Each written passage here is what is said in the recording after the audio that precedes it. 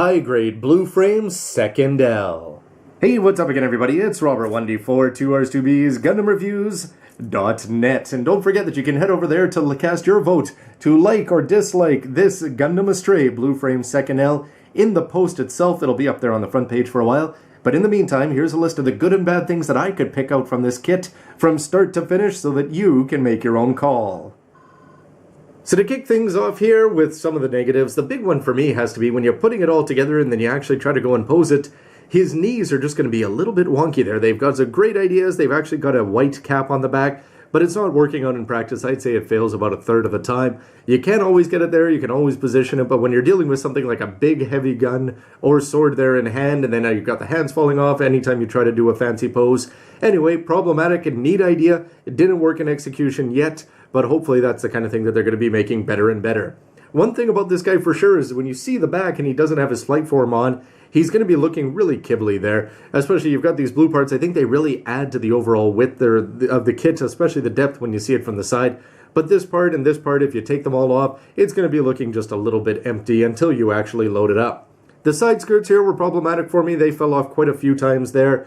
And the horrible seals on the shoulders have to probably be one of my largest knocks against this. The blue seals that go underneath the shoulders, I think, actually are quite good. But you've got the blue seals that are folded across the top, but more it's just these blue parts here, and they're supposed to go over 3 sides and then 2 lips. So you've got 9 different sections, and even more if you want to count the little tiny angles there.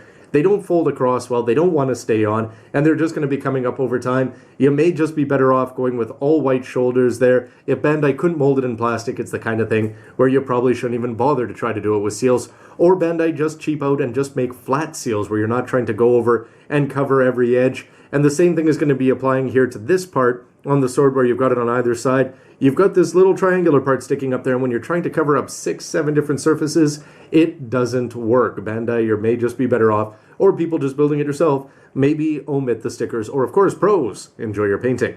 Another thing, the flight mode, I'm a little bit disappointed that it's not going to be as pronounced as I might like. It's the kind of thing when you see it in the images, you're like, wow, look at that wingspan there. It's as big as Destiny's or Freedom's.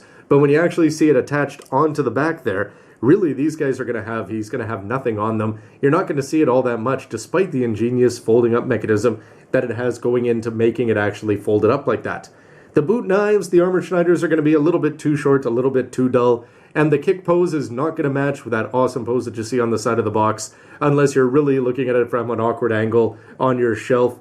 And ultimately, one of the problems with these new great high-grade kits is that he may just come across as being a little bit too flexible for you. When you've got this many moving parts in the waist and in the shoulders and in the legs and the hips, it's just the kind of thing where you're going to see, no matter what you do with them, all of a sudden the left side of the body and the right side of the body are not lined up, and it's actually a little bit tricky there. Of course, it gives you more options, but at the same time, it's just not going to come across as rock solid as it could be.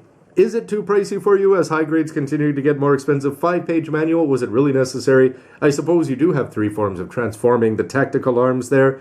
And ultimately, the stand, well, I'm sort of happy. This, for me, it's a little disappointing that you can only hold the sword straight up vertical there when you go in. It is going to sit at a little bit of an angle, but at the same time, you don't need it all that much, which is a perfect segue.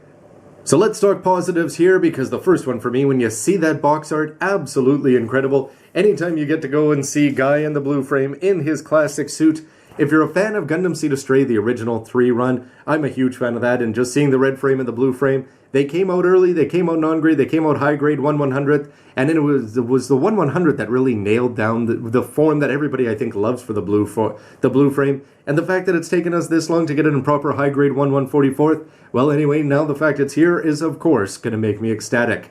When you're actually putting it together, great colors right out of the box. You're going to see that the orange is just going to be popping in plastic form there. The white, the black, and the blue, everything goes together so well. And just the general design of the Astray frames, I think they look fantastic. I think they couldn't have gotten some of these parts better. I love the way that you've got the parts of blue sticking out all over the place there. The knee, problematic, but still ambitious, and it works. You've got those orange little details there. The waist sections are going to be looking good. Big fan of the armored schneiders sitting in the pockets. It's the kind of thing where you actually want to use them sometimes.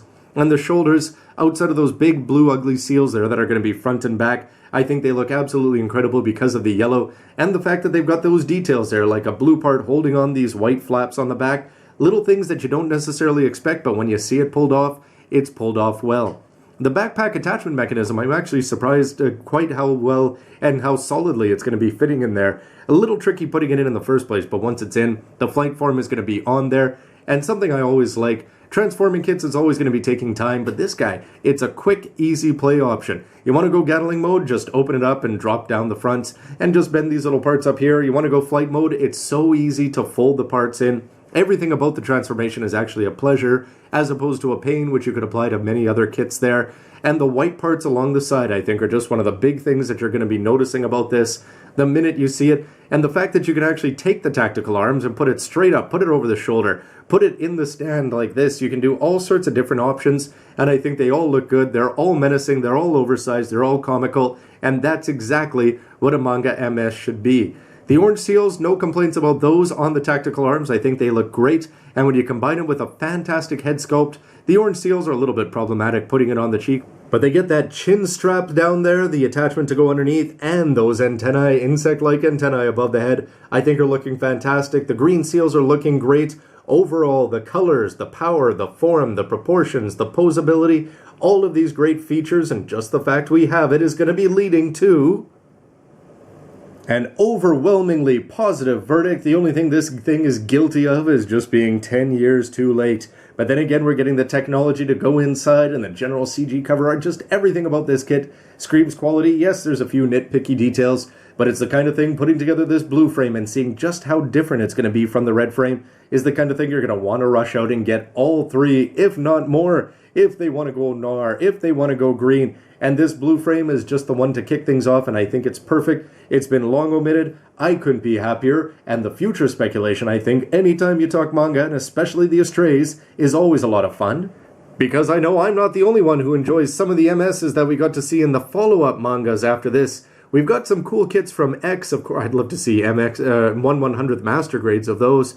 But the things that we get to see in Destiny Astray over there, and then some of the ones in Delta Astray, well, not so much. But just the fact that we're getting more to go along, and you get to see the blue frame featured prominently here in Astrays to go along with the green frame. Definite speculation as to whether we'd get another HG of that, or is the one we have good enough? And will they go higher in terms of the grades? It looks like these things have a new life coming up in Robot Damashi, at least for Astray Destiny here. So anyway, would love to hear your thoughts. Where will Blue Frame go? I think the ultimate question is, where is it going to be? He's got 2 high grades, non-grade 1/100th.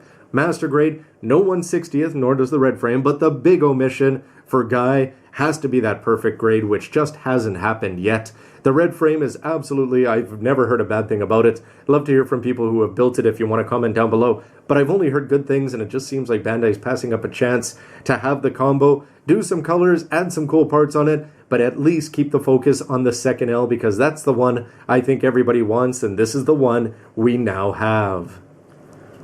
So you know that's coming with some magazine add-ons, you know that's coming, and how about that third one? Would we ever be getting something like that in high grade? Anyway, the fact we'll see how this one goes, but this one is an absolute treat. Anyway, everybody, all of this is just my thoughts. Please let me know what you think with a comment down below. So don't forget to head on over to GundamReviews.net and let your numbers be known in terms of likes and dislikes, and stick around for lots more news, reviews, and everything else you can use, including Robot Damashi. Thanks for watching, everybody. See ya. I wonder if either of us count as animated canon. Maybe we have to add up how many minutes we were actually on screen.